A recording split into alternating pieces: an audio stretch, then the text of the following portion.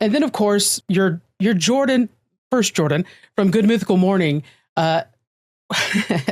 This is the geeking out of me that's starting to leak a little bit. Let's do it. Let's geek, right? It's in the name of the show, right? Yeah, for sure. People expect it. You play so many characters that are so endearing, and boy, I enjoyed even this morning's episode with Cotton Candy Randy giving advice to Link that was not super helpful. How do you manage these different characters, and do you ever kind of like write into them? Do you ever like, oh, this would be really fun because I know I could do some Cotton Candy Randy on top of this? Oh, it's a good question.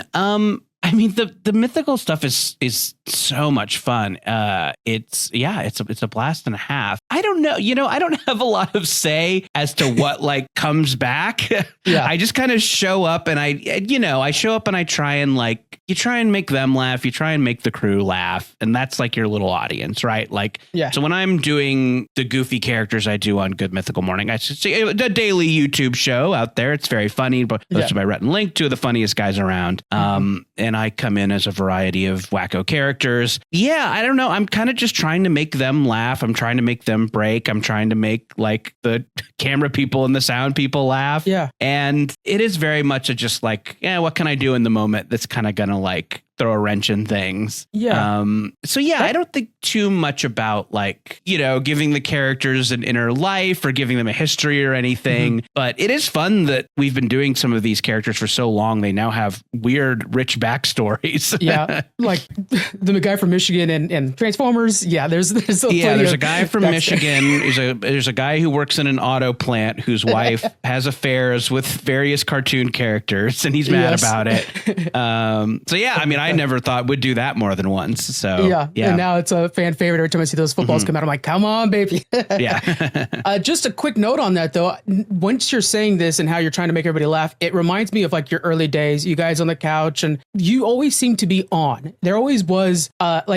would attribute it to like the gift of gab, really, right? Like you knew what was going to grab that joke, maybe in comparison to others that were more kind of like following the rules aspect when you would like cut in with the joke. And I think that's something about being a podcaster, stand-up comedian, knowing to always fill the room with content. Does that sound like something that fits you? Yeah, no, it's an interesting observation. So I think some of the first like comedy I did that wasn't like being in a high school play was doing college radio. So Jesse of Jordan Jesse Go, we started working together on a college radio station. We did a show on KZSC 88.1 FM in Santa Cruz, the Heavyweight 88. So we got up at 5 a.m. and walked across campus so we could be on the radio at 5:30 a.m. And I think we did a show that I'm sure 5 people listened to, just like truckers who were passing through whose radio accidentally picked up the signal for 20 minutes. But that was some of the first like comedy that I did. And like, just in radio, you can't have dead air. You just can't do it. People think the radio is broken if they have dead air. They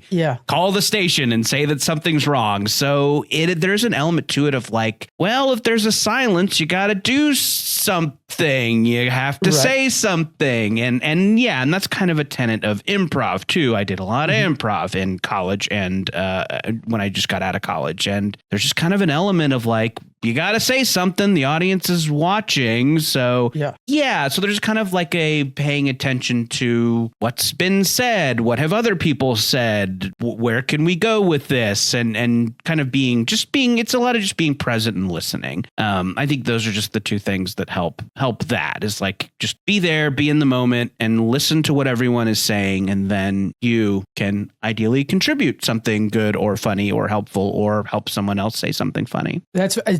I love how much context it's adding to something that I already love so much. I appreciate you adding in on that. Oh, sure.